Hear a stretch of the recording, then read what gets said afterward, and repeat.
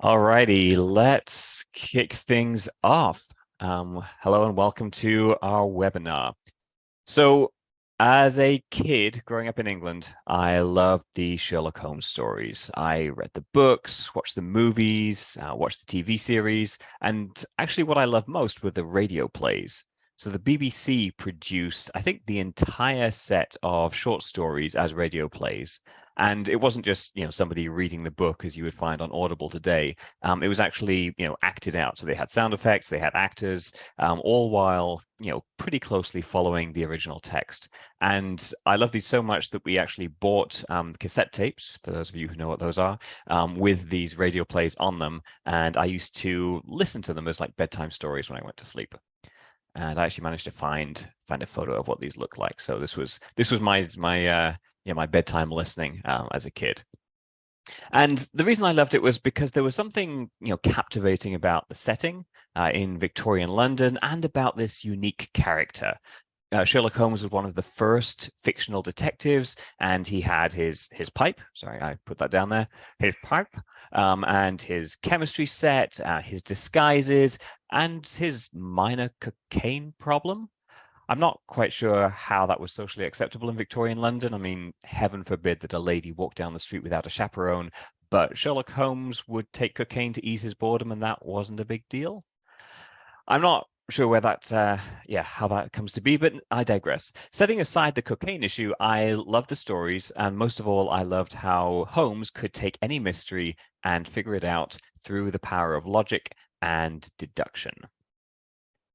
And as telecoms engineers, we also spend a lot of our time trying to solve problems, troubleshoot mysteries. And this may not be quite as exciting as solving crimes, but I still like to think that we are investigating mysteries and trying to figure out the solutions using our brains and the powers of logic and deduction, just like Holmes. So in this webinar, we're going to take a look at the skills that Sherlock Holmes used to solve his mysteries and to see how these exact same approaches can be used as we solve the mysteries of voice networks.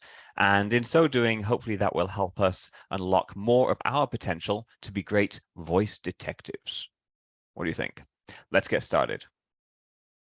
Actually, I'm just kidding. Before we get started, in case any of you aren't familiar with us, I want to briefly introduce myself and my business. Hi, my name is Andrew Ward. I really am English, but I live in the US these days, so my accent is softened a little. And I usually wear jeans and a t-shirt to work rather than this hat and this pipe. I worked at Metaswitch for 14 years, and then in 2015, I left to start my own business, Award Consulting. And today we have a team of 9 technical consultants working with small ILEX and CLEX to provide technical assistance, technical services with a particular specialty in Metaswitch products, but more generally in voice over IP, TDM, SS7, ISOP, all of that stuff. I actually did the math recently, and our team has well over 100 years of experience in Metaswitch specifically, and significantly more than that in telecoms in general. So, Sherlock Holmes is 100, 130, 40, 50 years ago, so we're in that ballpark.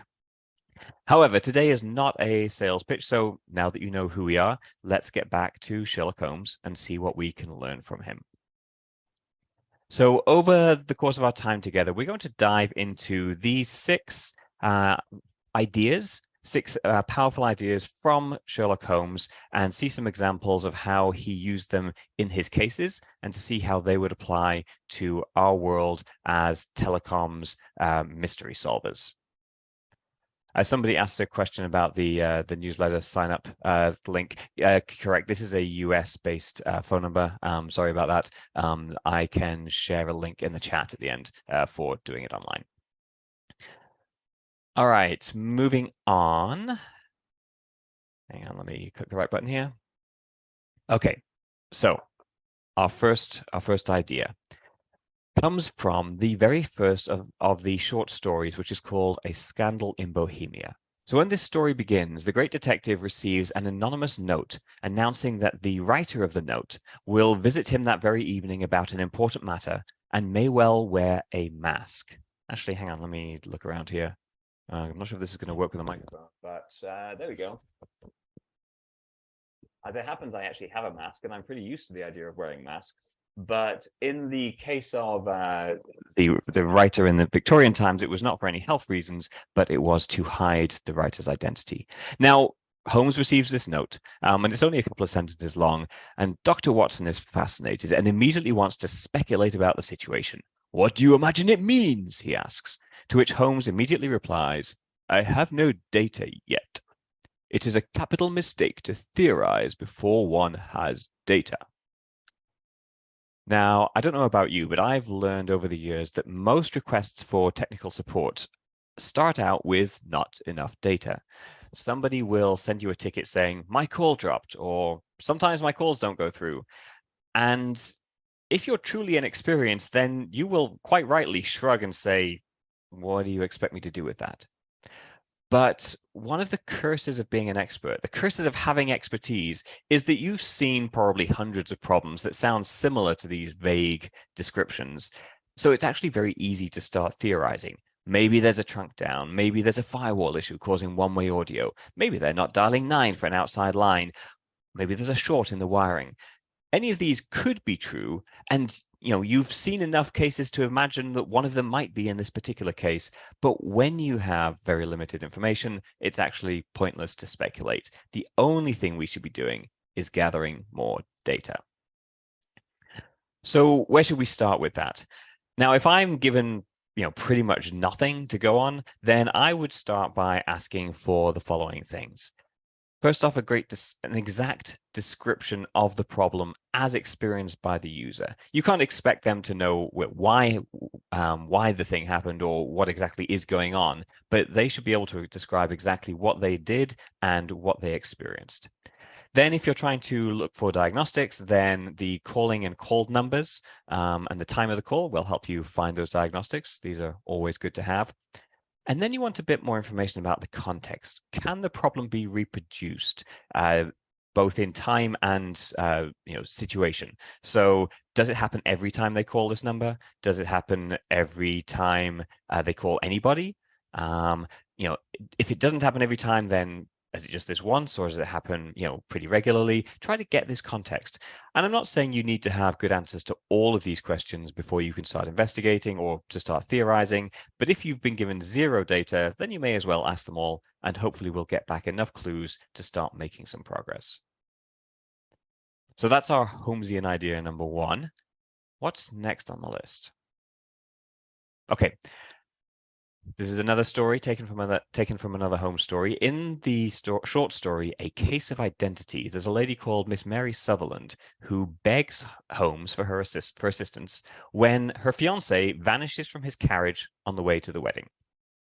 So he got in the carriage, said, please take me to the church. And then when the cab driver arrived at the church, he was gone. Now, this young lady has hidden her relationship from her stepfather because he didn't like her to associate with men who weren't relatives. But, he was out of the country when the wedding was scheduled, so she had a plan to get married and, I guess, ask for forgiveness later. But it's a bit mysterious because her fiance seems to have some premonition of trouble, because before they got married, he made her promise, whatever happens, please be true to me. And so, she's very worried that whatever mysterious thing he'd worried about has really happened.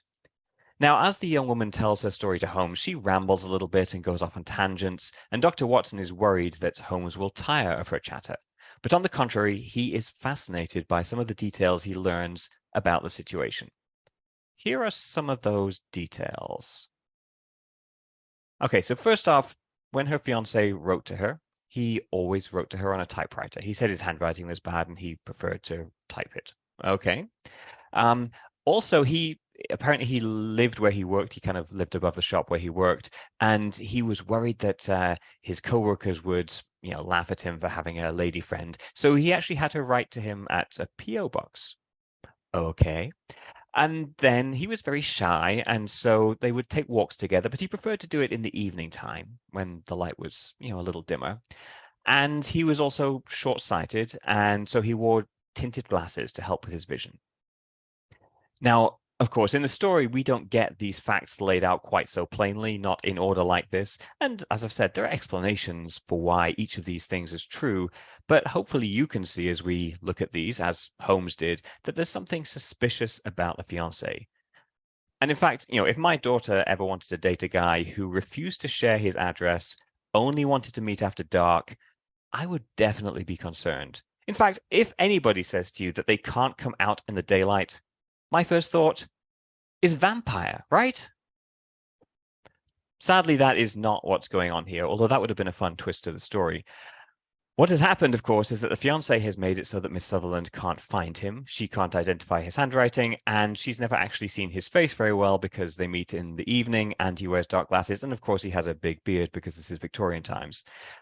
And we ultimately discover that, she only saw her fiancé when her stepfather was away on business.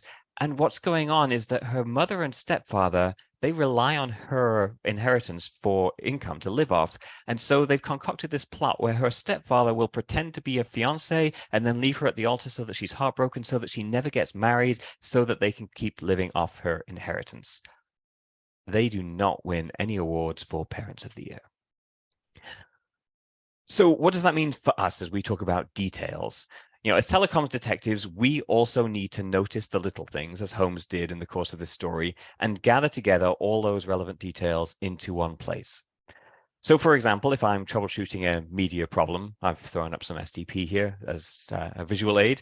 I'm going to take a look at, the media information associated with this voice call. So I'm going to look at this STP information for every SIP invite and 200 OK in all the different legs of the call, and I'll draw a diagram showing the IP addresses, the media path, the UDP ports, the codecs requested, and paying attention to these receive only or send receive lines, which can often be the culprit in a one-way audio situation. And by laying out these details all next to each other, that will hopefully illuminate the problem. The key, of course, is to identify the right details.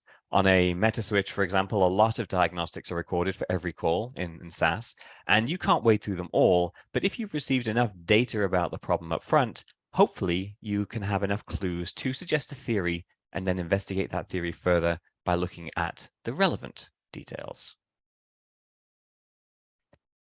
And I actually thought I'd finish this section with another Holmes quote from the same story. There's a point later on where where Watson tries to emulate Holmes' power of observation.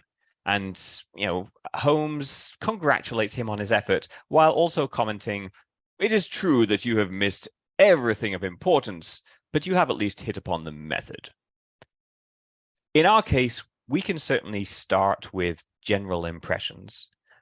What's the overview of the situation, but we can't rely solely on those. It's the little things, the details that will show us the truth of what's going on.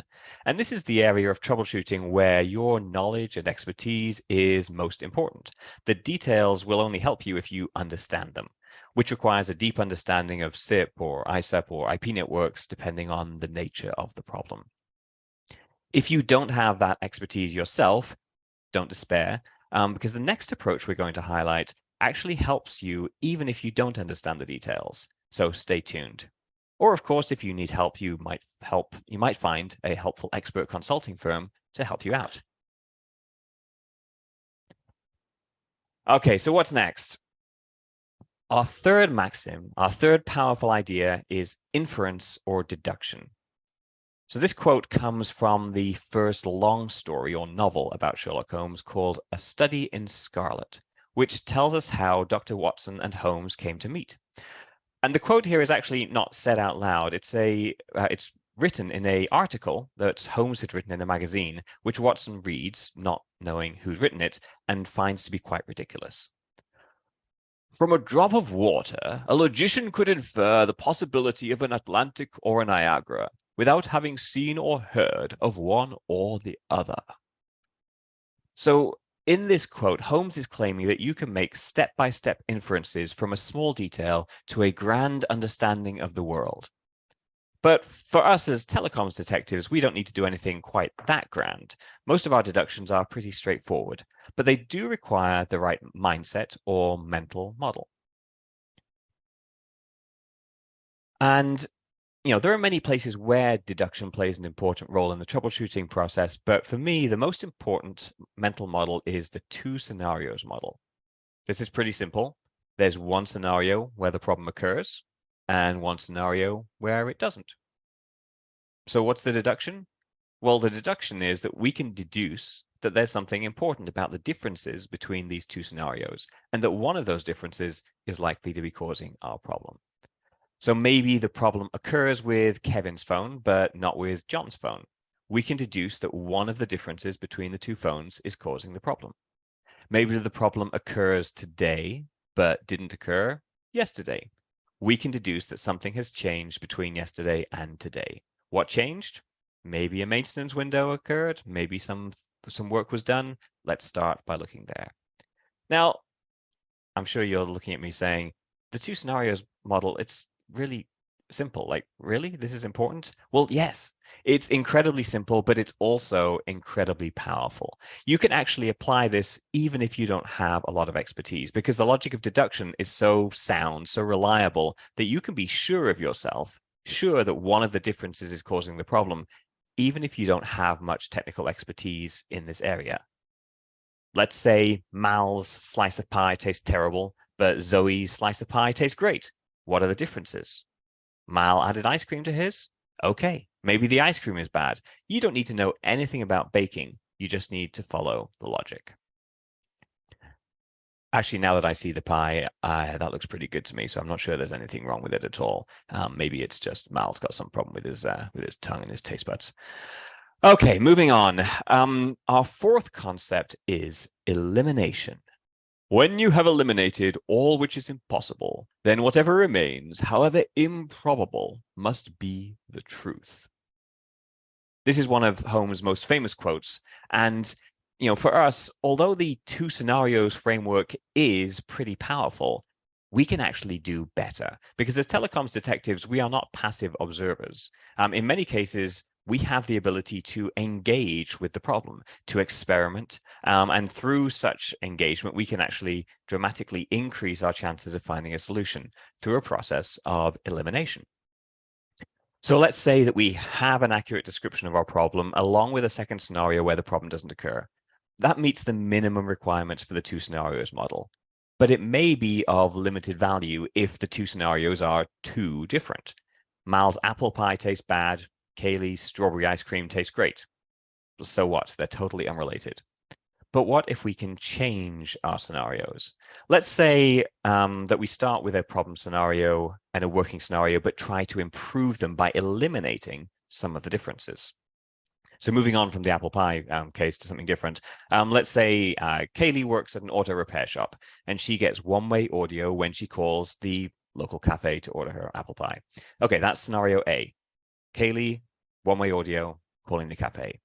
But let's say that you try to reproduce it. You call the cafe and it works fine. Okay, good. Scenario A, scenario B, one working, one failing. This is our starting point for the two scenarios model. But can you do better? Does it happen 100% of the time when Kaylee places that call? Yes, it does. Okay. Does it happen if she calls the grocery store? No. Okay, so there's something about the cafe, Kaylee calling the cafe. What if the person at the next workstation in the auto repair shop calls a cafe? So that's eliminating the difference between you calling and somebody within the same business placing the call. Do they have the same problem? No, they don't. Okay, now that's eliminated a lot of the differences. So what features does Kaylee have configured on her phone that the neighbor does not? Can you try turning them off one by one? And eventually, if you continue this process, even without looking at any diagnostics, even without understanding what's going on, you may be able to create a scenario A and a scenario B that are separated by a single difference. Maybe you'll discover that the problem only occurs when Kaylee uses her headset. Maybe you'll discover that it only happens on her specific phone, but if you switch out the handset, it works fine. Maybe if you turn off call recording, it works fine. Whatever it may be, by a process of elimination, you can simplify your problem until you reach a place where you can focus on a very specific issue. And this may give you the opportunity to just solve the problem or work around it by turning on or off a feature that may not be important. But even if you can't fully solve it, it will at least allow you to focus your troubleshooting and your investigation on a very specific issue and then go back to looking at the data and the details and the diagnostics in a very specific area. Okay, moving on. For our fifth concept, we're going to look at the very important idea of testing, or rather retesting, after we've applied a fix for a problem. Our quote here comes from the adventure of the Greek interpreter, where we meet the fascinating character of Mycroft Holmes, Sherlock's older brother. Mycroft is described as being even more intelligent and insightful than his detective younger brother, but he's also physically lazy. Sherlock describes how Mycroft has an amazing ability to come up with a theory that fits all the facts, but, as it says here, he will not even go out of his way to verify his own solutions, and would rather be considered wrong than to take the trouble to prove himself right. Now, in the world of troubleshooting, of course, you might say, well, this is kind of obvious. You're obviously going to test to make sure that the fix worked. And that's true, I'll grant you, but there are some subtle points here that are important for us if we're going to excel as voice detectives. So firstly, while we might hope to identify the problem and the solution the first time we see it, in the reality, our first solution might not be right. I can't tell you how many times I presented a solution confidently to a client only for them to retest with the same results. And as you can imagine, if someone was already annoyed and then you tell them you fixed it and you haven't, then you start to look incompetent and their annoyance level goes up. So the ideal scenario is that you have a test line or a test lab and that you're able to reproduce the problem in the lab. And then you can try out your fixes or go through the elimination process that we just talked about in the lab without bothering the customer. And only when you're really sure it all works do you present your solution.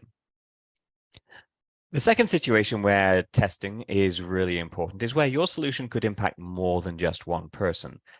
For example, again, I've commonly been in a situation where you identify a problem with routing in your switch translations and it has a seemingly easy fix. It is very tempting, particularly if you're confident in your abilities, I am an expert, you say, to simply make the change active to put it into production without any testing.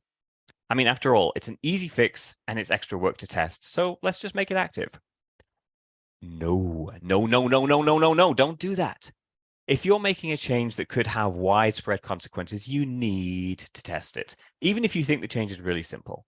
Now, sure, you can adjust the scale of the testing based on the likelihood of a problem, but at the very least, make some basic test calls to validate that you haven't broken anything huge.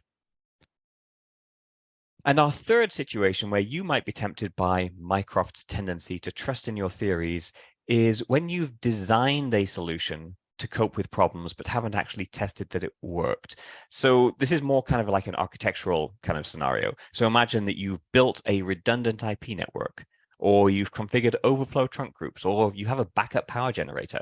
That's great. I'm glad it works in theory. But until you've actually tested it, you can't rely on it working. If you're going to sit there and think, I designed it well, I'm smart, that's good enough, right? Again, the answer is no.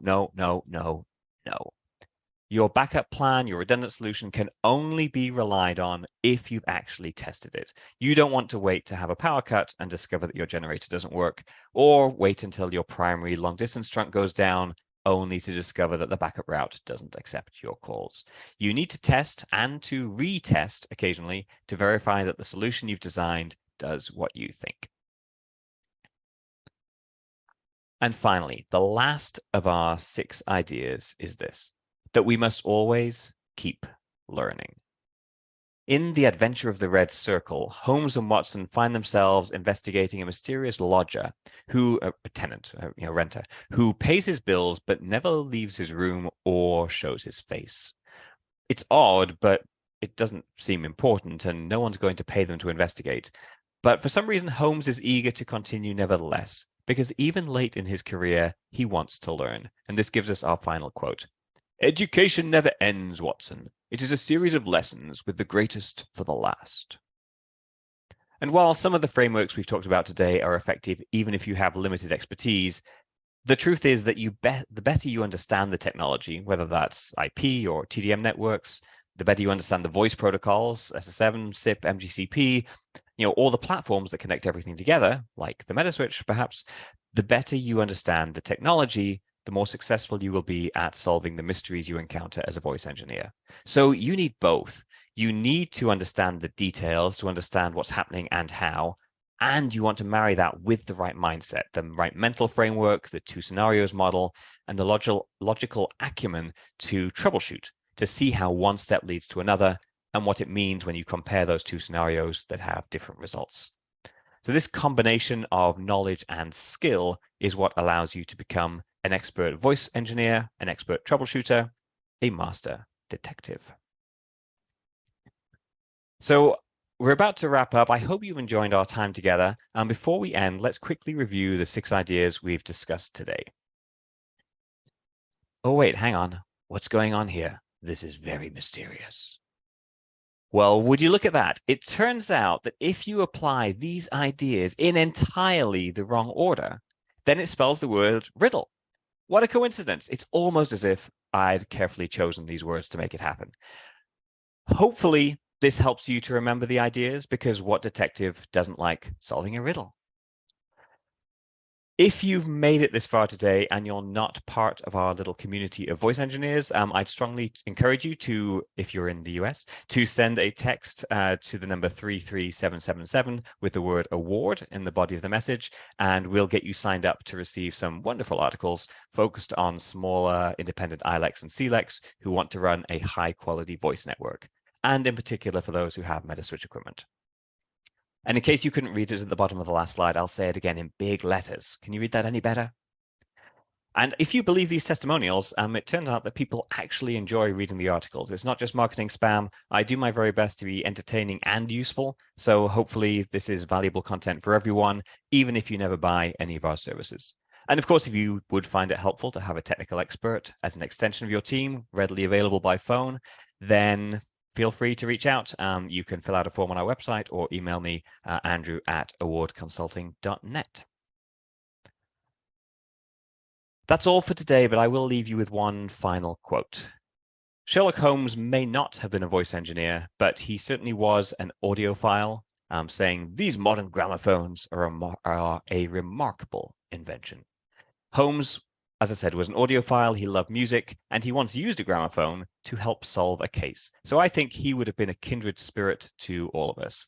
So let's go out and use our detective skills to create a more perfect voice network. And I'm going to put in the chat right now that link to the newsletter for anyone who wants to do it online rather than using their phone. And we'd love to have you join up if you're not already part of us, part of our group. Thank you very much. Hope you all have a wonderful day and a wonderful weekend, and feel free to reach out by email or by joining our newsletter, and we'd be happy to talk further. Thank you very much.